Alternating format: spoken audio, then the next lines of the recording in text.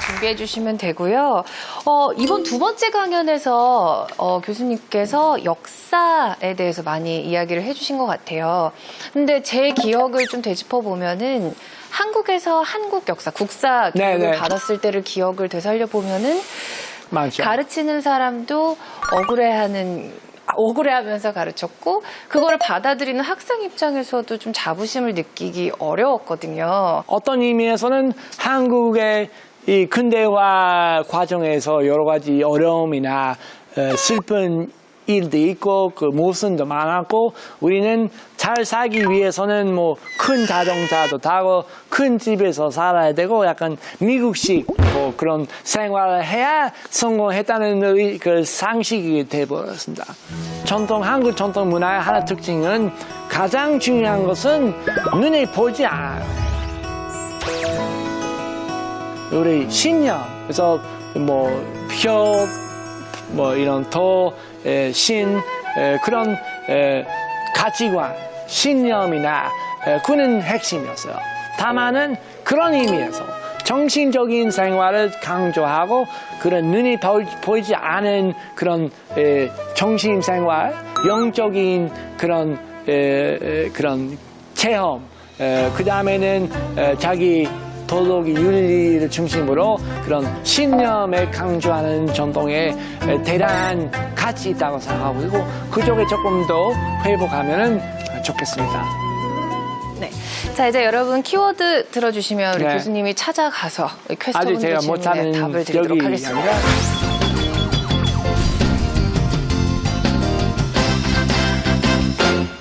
어떻게 보면 선비정신이 가장 필요한 직업이고 또 가장 필요한 곳이 이제 정치잖아요. 현재 한국 정치인들이나 정치계는 과연 이런 선비 정신을 어느 정도 따르고 있나 교수님이 보시기에는 정치인 중에서 네. 가장 어려운 질문이니까 그러니까 꼭 지금의 정치인이 아니어도 없다고 얘기하고 싶지만은 아마 선비 정신도 얘기할 수 있지만은 정치 자체도 상당히 왜곡됐습니다. 원래 정치는 지식인, 그래서 교육을 받은 사람들은 깊이 우리 사회 문제는 고민하고 그 다음에는 그 위해서는 준비해서는 계획을 몇 년 동안 10년, 20년이나 세워서 실천하는 것은 원래 정치의 뜻입니다. 근데 그런 의미에서 한국에서 정치는 별로 그래서 아까 말씀하신 건 좀 어려운 질문이다. 그래서 그런 정치인이 있는지 없는지 물어보지만은 먼저 정치인이 있는지가 문제입니다. 그 선비는 그 다음이죠. 그래서 정치하는 사람이 있는지 아마 가장 핵심 문제입니다. 네. 바로 내 옆에 질문 받겠습니다. 저는 헬조선이라는 키워드를 뽑았는데요.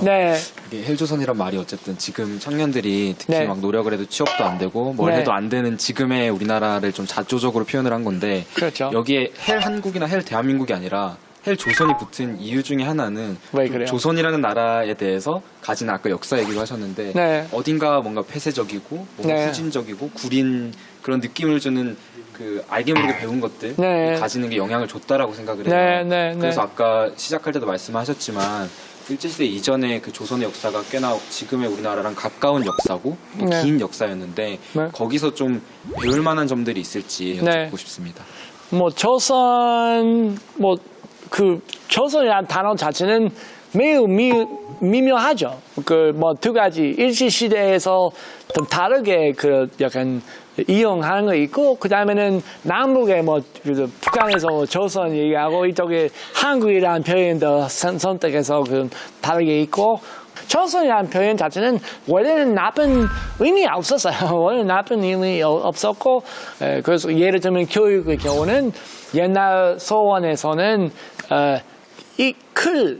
읽는 그 글에서는 그냥 암기에서는 시험 보는 것뿐만 아니고 도덕적인 윤리적인 콘텐츠를 강조했습니다. 우리는 자기의 생활에서는 일단은 내면적으로 내면화니까 자기 것을 하고 있고 자기의 항상 생에서 실천하는 올바른 생활을 생했죠. 그래서 어떤 의미에서 교육하고 도덕하고 자기 생활을 일치되는 게 있습니다. 그런 상당히 좋은 점이 있었고, 그 다음에는 낭독이나 그런 그 경험이 있었죠.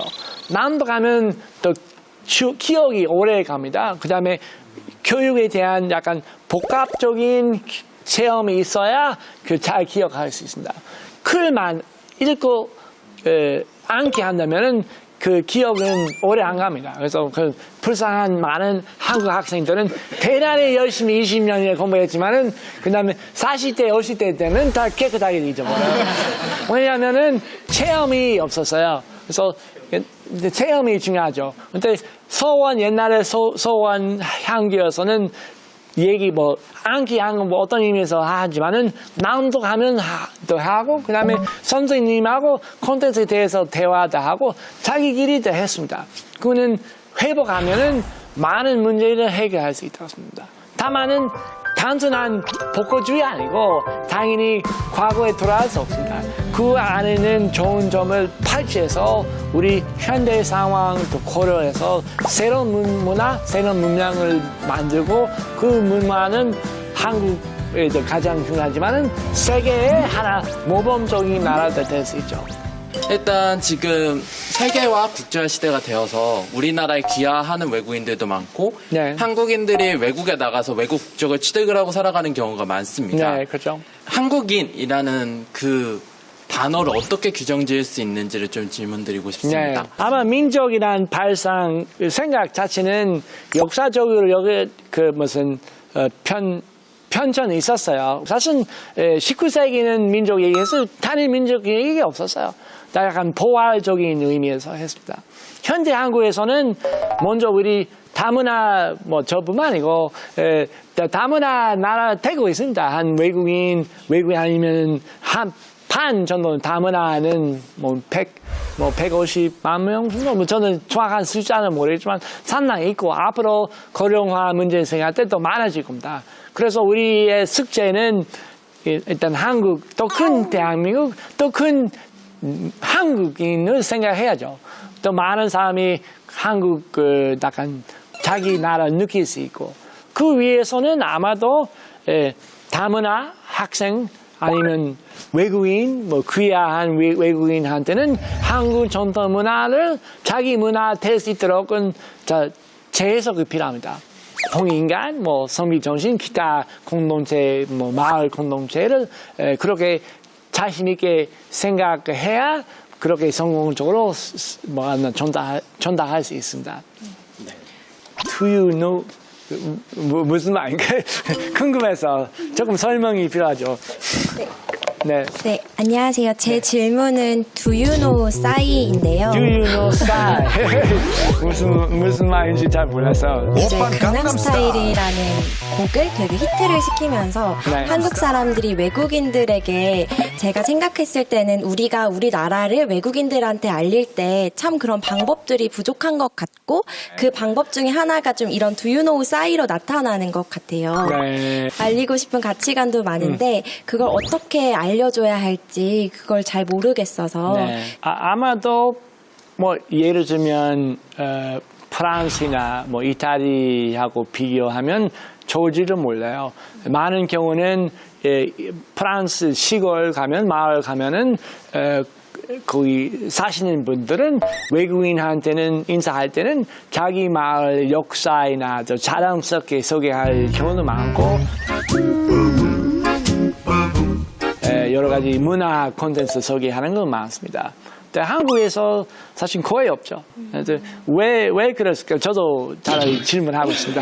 한국 사람이 이 재미있는 오래된 역사 있지만 외국인이 만날 때는 그 얘기는 별로 하지 않은 이유가 뭐라고 생각하세요?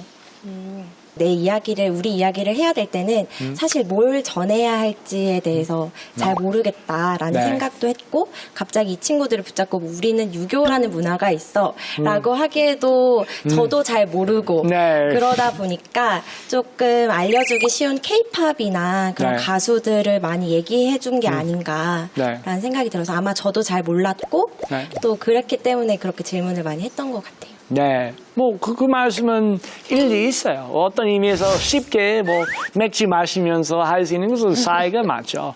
다만 그 다음에 어떤 얘기 할 것인지 어떤 의미에서 뭐 먼저 한국 사람의 그 문제 의식부터 시작해야죠. 제가 거기에 대해서 한 말씀 드리고 싶은데 저도 여행을 많이 다녔거든요. 세계 여행을 많이 다녔는데 가장 중요한 거는 한국에 대해서 궁금해하지 않아요. 그래서 너희 나라가 어떤 나라냐, 너희 나라는 어떤 생각을 가지고 있느냐를 묻지를 않는 게 굉장히 안타까운 현실인데요. 실제로는 해외에서 뭐 예를 들면 제가 학부 때는 예일 대학에서 중국 문학을 전공했습니다. 그다음에 동아시아학에 관심이 있었고 그때는 옛날 뭐 83년 입학했을 때는 한국 문학, 한국학, 한국어 수업 없었어요. 이제 와서 2018년 됐지만은 한국어 수업이 있어요. 근데 한국학 전공 교수 한 명은 없습니다. 그래서 그 우수한 예일대학에 다니는 학생들은 학부 때는 한국학을 전공할 수 없어요. 차라리는 반도체 스마트폰이나 뭐 몇천억이나 주자하고 있지만은 한국의 문화를 해외, 미국뿐만 아니고 뭐 유럽이나 다른 나라에서는 본격적으로 아직 시작되지 않습니다.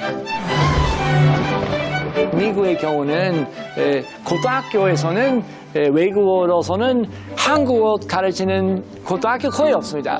근데 하지만은 학생한테 물어보면 충분히 한국에 관심이 있고 배울 수 있는 학생이 많습니다. 근데 문제는 교과서 되는 건 별로 없고 한국 쪽에서는 적극적으로 미국 지방의 그런 고등학교에서는 우리 한국어 수업하자고 그런 하지 않습니다. 왜냐면은 아마 많은 한국 사람은 좋아하고 이제 뭐 50대, 60대 한국 사람들은 설마 미국 사람이 한국어 안 배우겠다고 생각을. 근데 그거는 지금 10대 미국과는 달라요. 다 K-pop 아는 사람 많고요. 그렇다면 교수님은 어떻게 처음에 이제 한국에 대해서 공부를 하게 되신 거예요? 제가 한국부터 시작하지 않았어요. 원래는 대학 때는 중국 고전했고 그 다음에는 일본 문학을 시작해서 일본에 한 6년 동안은 유학했고요. 그 다음에는 일본하고 그 중국의 고전 문학을 비교 연구하면서 조금 더 그 사이는 한국이라는 나라를 조금 더 알아야 된다고 생각이 들어서 시작했고 그전에 특별히 아는 사람이 별로 없었고 그냥 하버드에서 시작했습니다.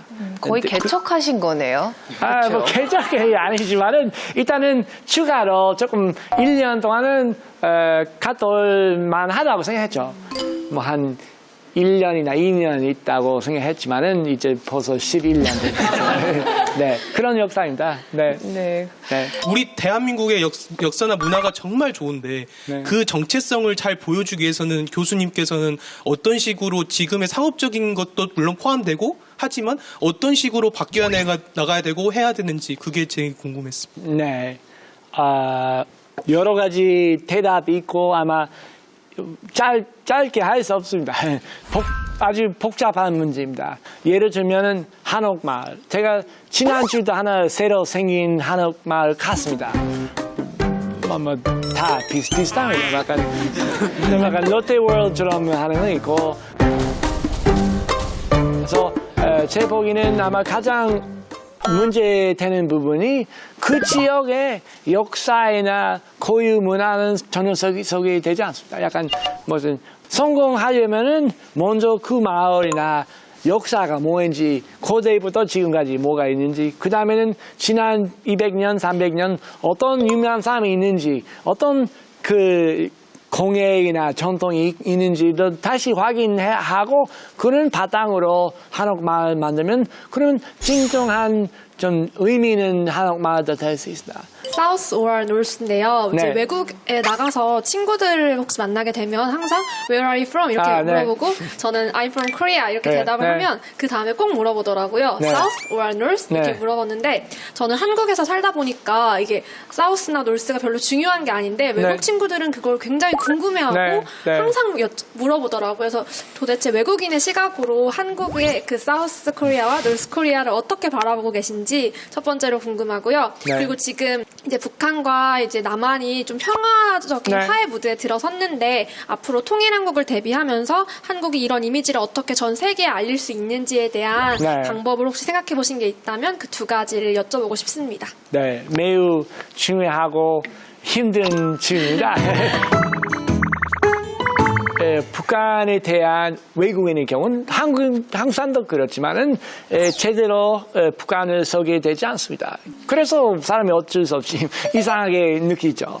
그래서 제 보기에는 첫 단계는 어떤 식으로 각 지역에서 어떻게 살고 있는지 그 설명이 조금 있으면은 아마도 한국 사람도 좀 북한이 지금 어떤 나라인지 더 의식할 수 있고, 그 다음에 그거는 바로 외국인한테 좀 전달할 수 있습니다. 다만 그 과정이 쉽지 않죠. 우리 같이 아마 많이 노력도 해야 되고, 그리고 그거는 제 보기에는 어떤 정치인이나 우리 해주는 아니고 우리가 많이 노력해야죠. 고맙습니다. 네, 감사합니다.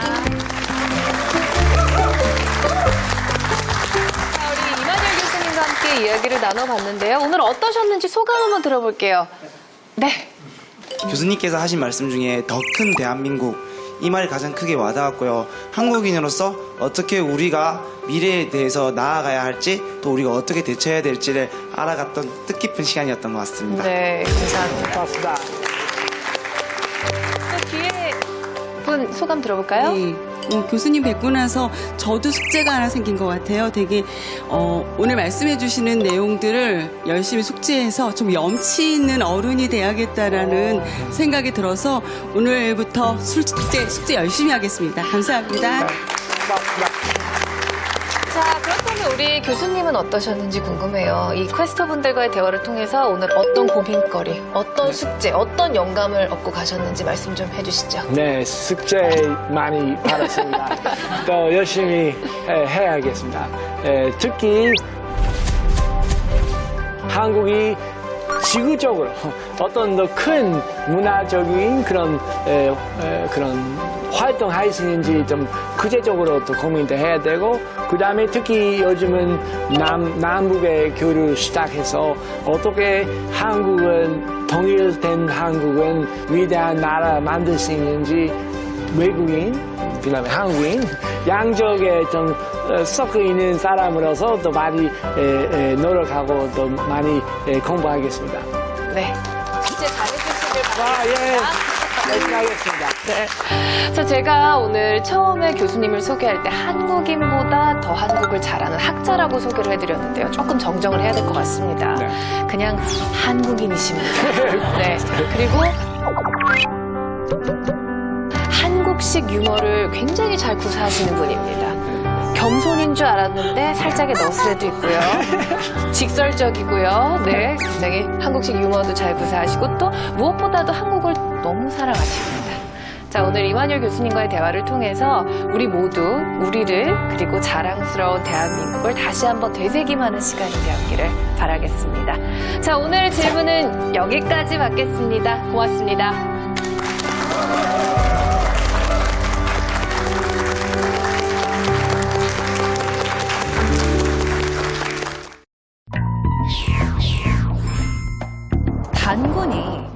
단군 빅뱅은 2주에 걸쳐서 단군과 보조선에 대한 이야기를 하려고 합니다.